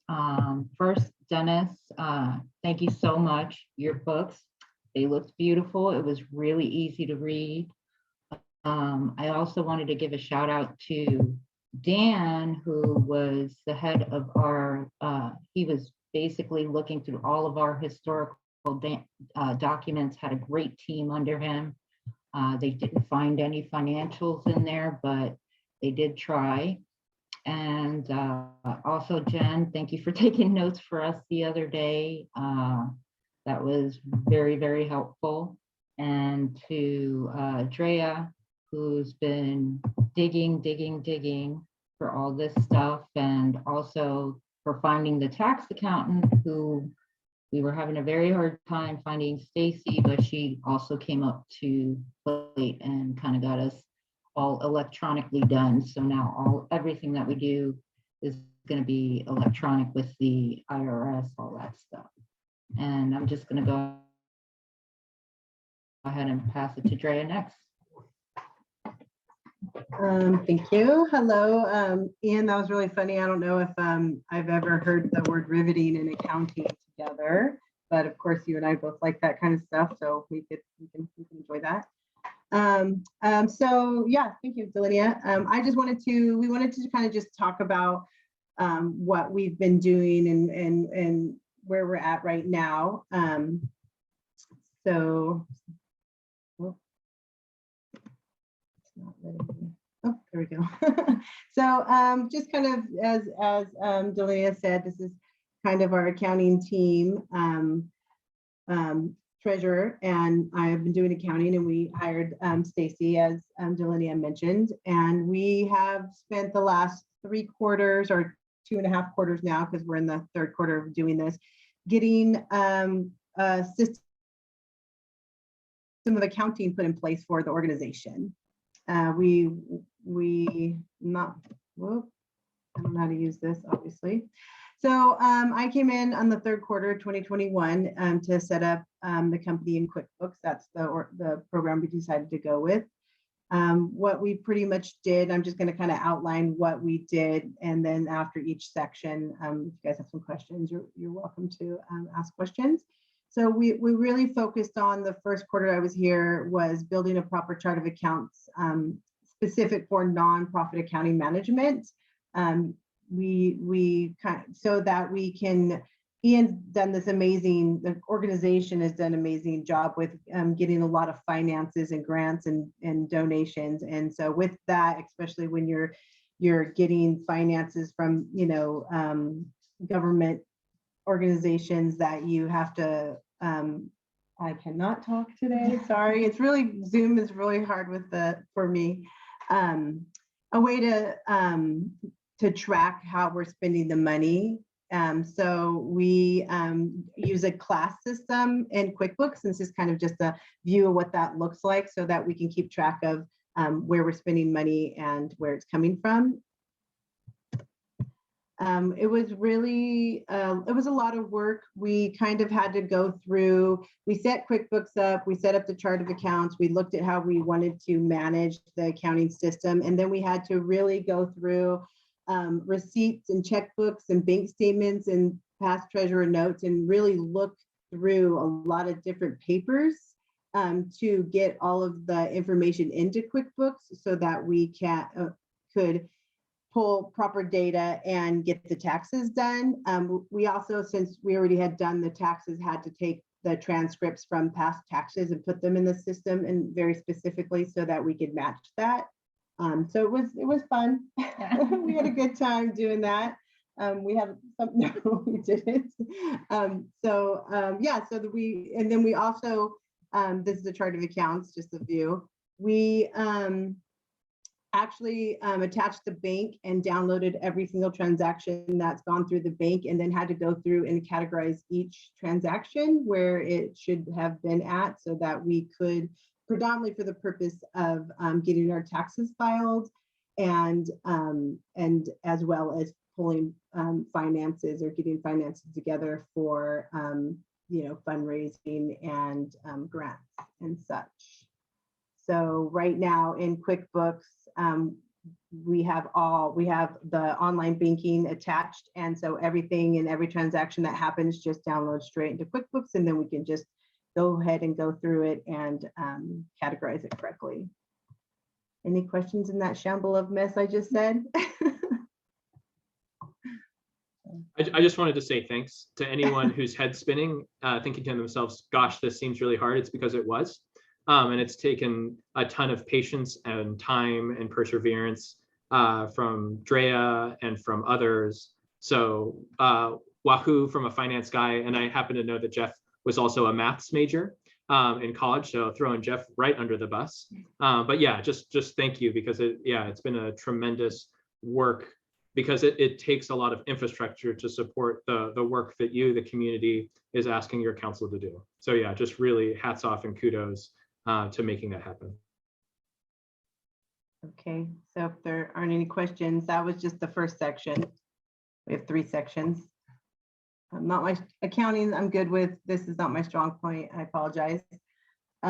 So fourth quarter, which was the second section, we kind of focused on implementing the systems that we put in place. We got all the information in the accounting system, and then we needed to start looking at different policies and procedures to go with. You know, the Whitaker Community Council is an amazing organization I've thoroughly enjoyed working with, and also because we're doing all this amazing work, and it's moving into you know, non-proper, you know, fiscally managed nonprofit, trying to figure out how to manage all that when people are so spread out can be kind of difficult sometimes.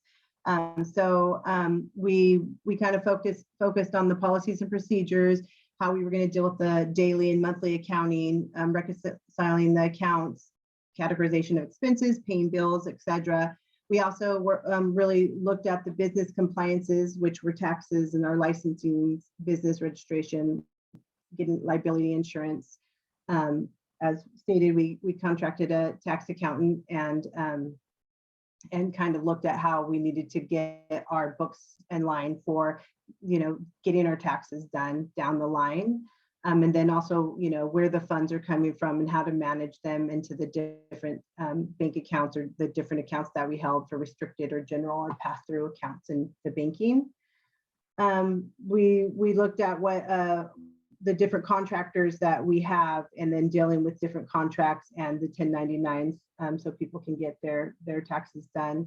And then we've really put a lot of thought in restructuring the bank accounts in support of policies revolved around signers and board transitions, which was really important.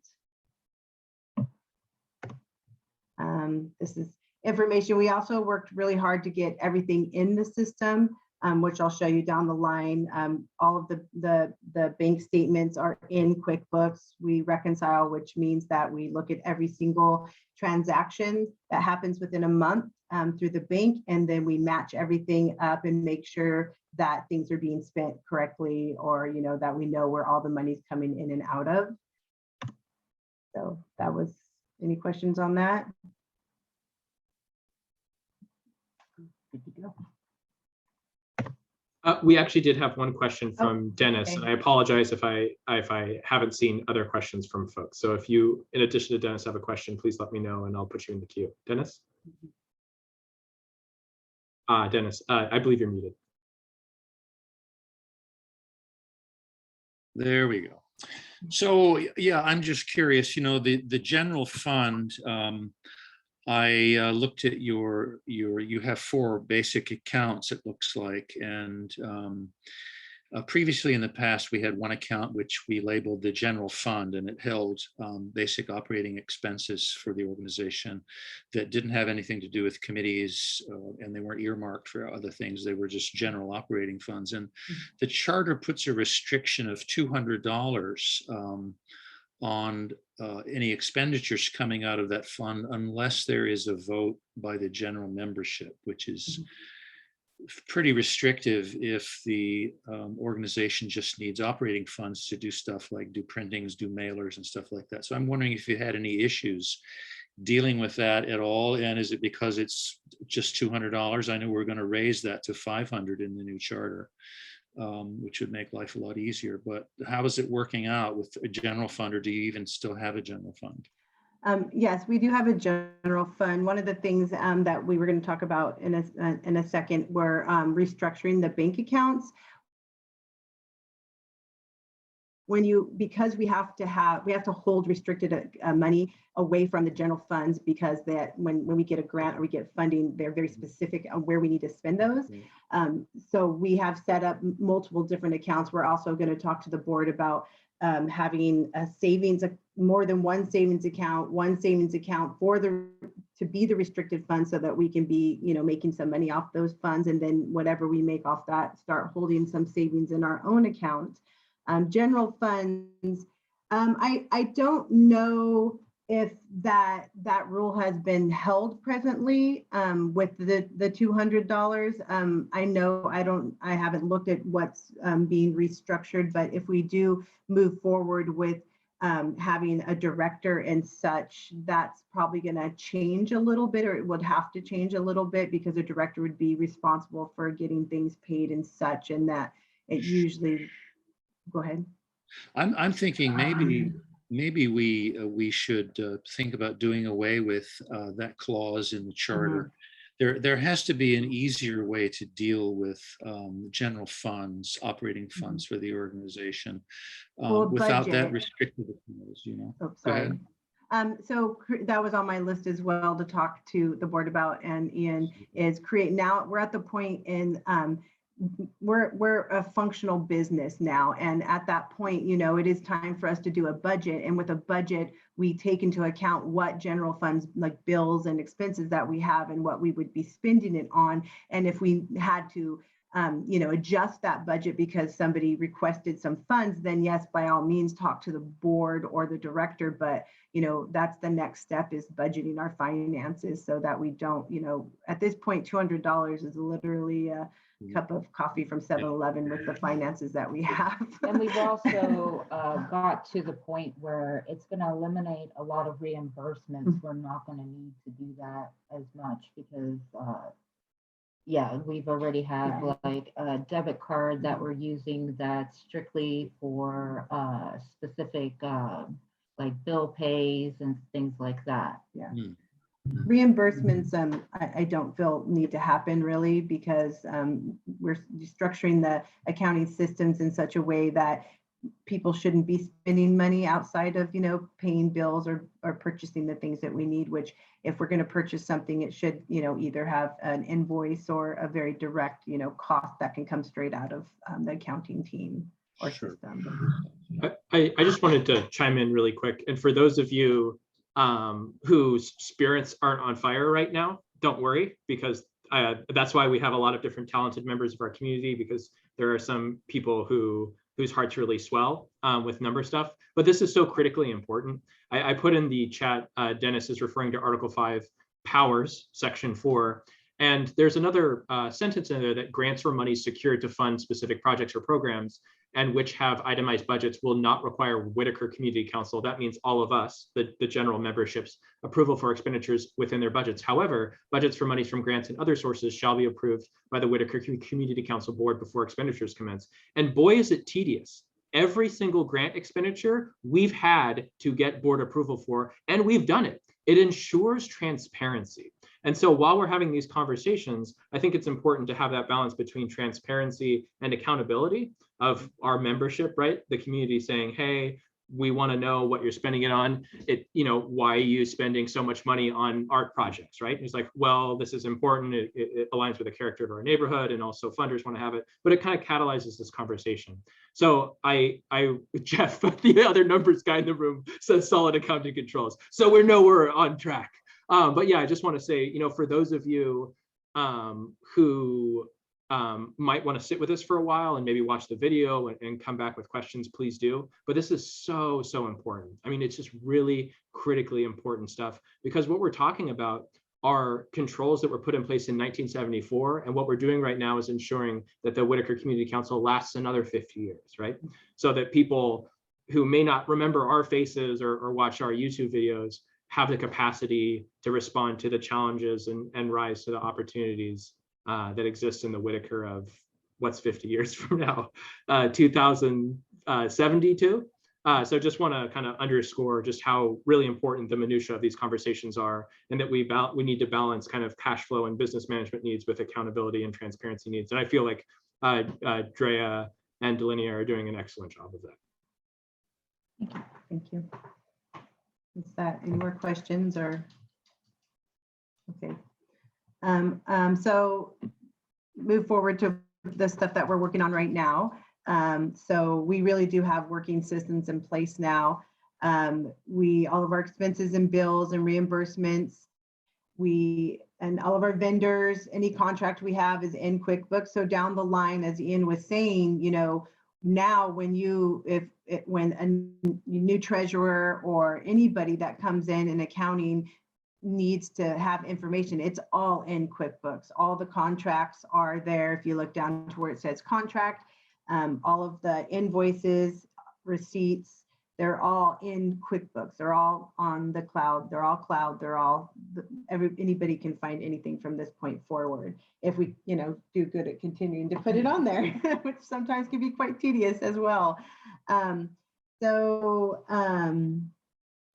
This is the example of what we set up for individuals to go ahead and send their receipts, and what you do is you can use the upload from the computer, Google Drive, or just email any receipt or invoice, and it will come to me, and then I just grab it and I can put it in there so it can get paid, and also so we can keep track of it. Things that we're still working on and that still to happen this month, next month, is getting ready to have some employees instead of just contract workers being set up so that we can run payroll. And this is kind of an outline of the things we kind of have to do to get payroll going. That's still on the board to get done. And question, who does? Yeah. Go ahead. The WCC has an EIN number. Uh-huh. Yeah, I know. Oh, okay. I thought you were, it said No, I'm things just to doing do. like outline stuff of just outline to like, just kind of like making sure that we have these things done so that we can get payroll going. Yeah. Yeah. Right. Yeah. Okay.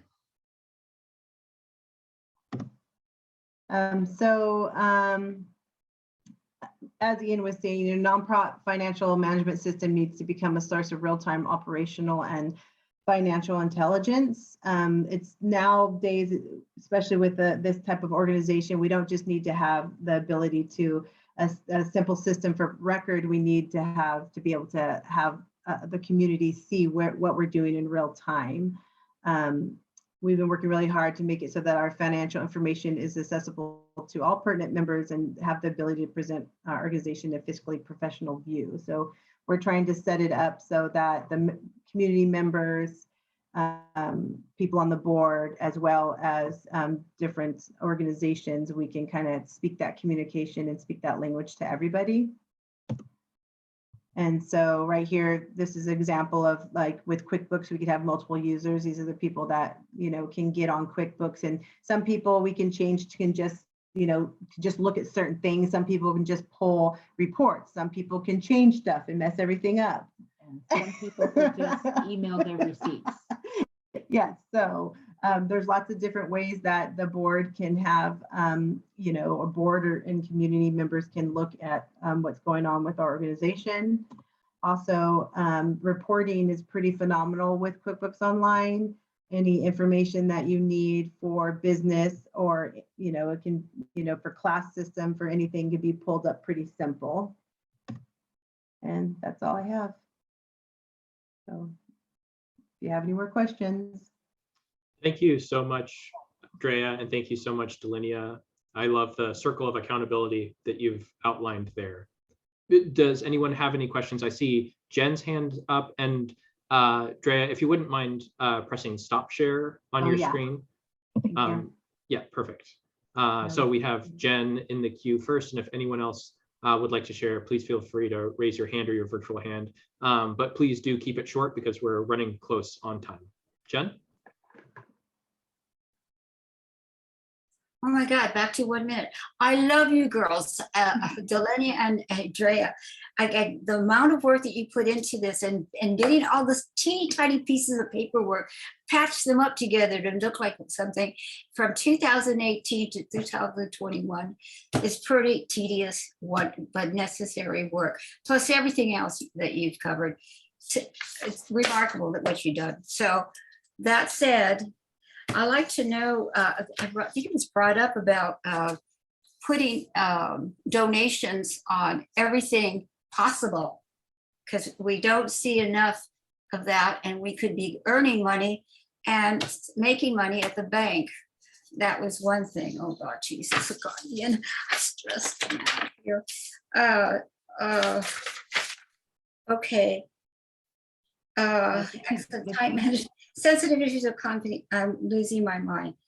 Okay, and you brought, and I thought we were going to speak a social media manager contract and contracts. You put all those things inside your reporting as well, so that we can have the well-needed transparency to know where everything is going down to the penny. I know I had something else, but I can't remember. That's it, girls. Thank you, Jen. You're welcome.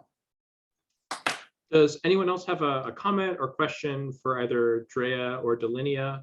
If you have other comments or questions about finances, I'll throw our email into the Zoom chat, and you can, of course, follow up with us, and we can reply with more detailed answers when we have more time. I want to be able to respect people's time and make sure that we get folks out at 9 p.m.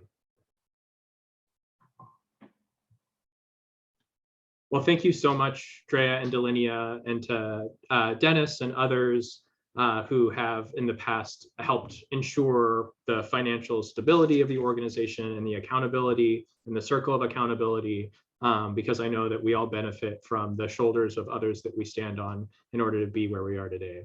I just wanted to do a couple of things really quickly. One, I wanted to share again the fundraiser for Travis Kerr. Travis, for those of you who weren't there in the meeting when we started, is a neighbor. He works at Blair Alley. He's an artist, and he's a longstanding community member of the Whitaker, and he needs our help right now. He was unfortunately hit by a drunk driver on Saturday and is in the hospital. He shared a photograph with me and the other member artists of Dubcat, the Whitaker Community Art Team, and he is on the mend and in recovery, but he desperately needs our help. So if you can, please share that link that I shared with all of you on your social media channels, with your friends, and please donate a few dollars. Anything helps, because he could really use our help right now. Other than that, I just wanted to have a quick plug. For those of you who are here right now, you're eligible to both vote and run for the board of directors next month. Our meeting next April, fingers crossed, if the COVID numbers stay where they're at, is going to be our first hybrid meeting in about 2 years. And so what we're going to be doing is having a hybrid meeting at the location that we were previously at pre-pandemic of what's now the Whitaker School, which is managed by Ling Head Start. And we're also going to have a Zoom format as well. So persons are going to be able to both be in a physical location and be on Zoom. And we've done one election like that previously. And we're hoping that we're going to have a couple opportunities to practice that format beforehand. So we make all the fun mistakes without you, and we'll make all new mistakes when we're together for our April general meeting, which is our election. And that's going to be happening on Wednesday, April the 13th at 7 p.m. So keep your peepers peeled for more social media posts, perhaps another email newsletter. And by now, y'all should have received the mailer in your mailbox. And this just gives you some information about the Whitaker Community Council's activities. This is quarterly, but we might move up to a more aggressive mailer schedule pending on funding.